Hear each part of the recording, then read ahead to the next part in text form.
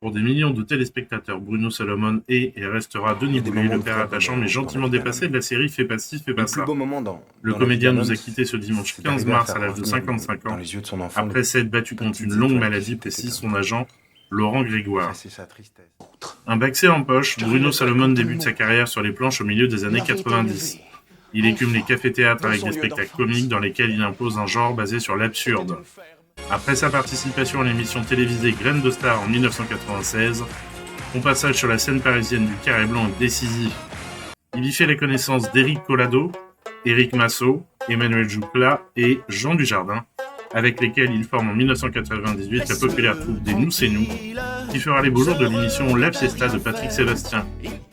Entamant une carrière solo dès 2001, il se produit dans des one-man shows où son sketch du cochon d'Inde fait fureur et il est la voix off du jeu Burger Quiz, présenté par Alain Chabat sur Canal+.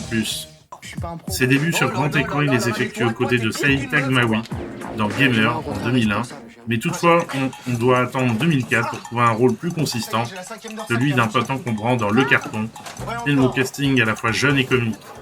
L'année suivante, Bruno Salomon retrouve son fidèle compagnon de route Jean Dujardin, et comme face à lui, Igor Dosgor, l'adversaire désormais culte de Brice de Nice. Igor Dosgor. Il collabore ensuite à nouveau avec le réalisateur James Hutt sur le tournage de Hellfun en 2006, puis s'illustre la même année dans des fictions plus sérieuses comme le drame intitulé La Maison de Manel Poirier, performance qui rompt avec l'image de comique qu'il s'est forgée depuis ses débuts. Cette incursion dramatique ne l'empêche pas, loin de là, de miser essentiellement sur le registre de la comédie, qu'il retrouve pour la suite de L'Élève du Cobu, dont il partage l'affiche avec l'humoriste de longue date, Elie Semoun. Parallèlement, il s'illustre dans de nombreuses fictions télévisées comme Clara Scheller ou Kaamelott, où il tient des rôles récurrents et alterne avec divers téléfilms. Au secours, les enfants reviennent, le temps est à l'orage. Mais c'est surtout depuis qu'il participe à la série à succès Fais pas ci, fais pas ça, dans laquelle il campe l'un des personnages principaux depuis 2007, que Bruno Salomon augmente à nouveau sa cote de popularité auprès du grand public.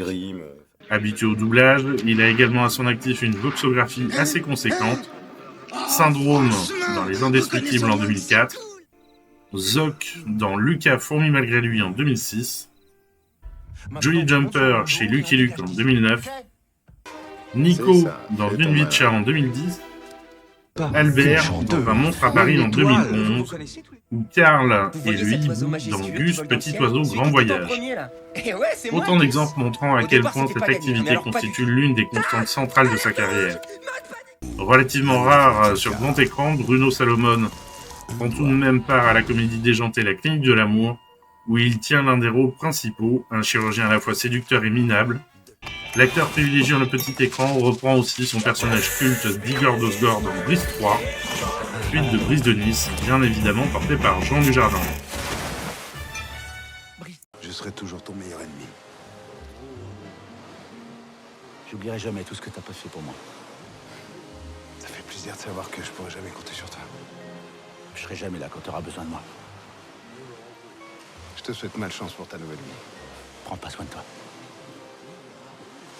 Toi non plus. Demander qu'un peu de liberté, laisse-le tranquille.